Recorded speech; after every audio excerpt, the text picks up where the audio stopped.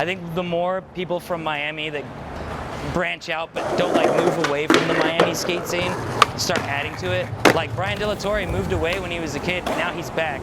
Brad Cromer moved here. Now that they're here, I think the voice will grow.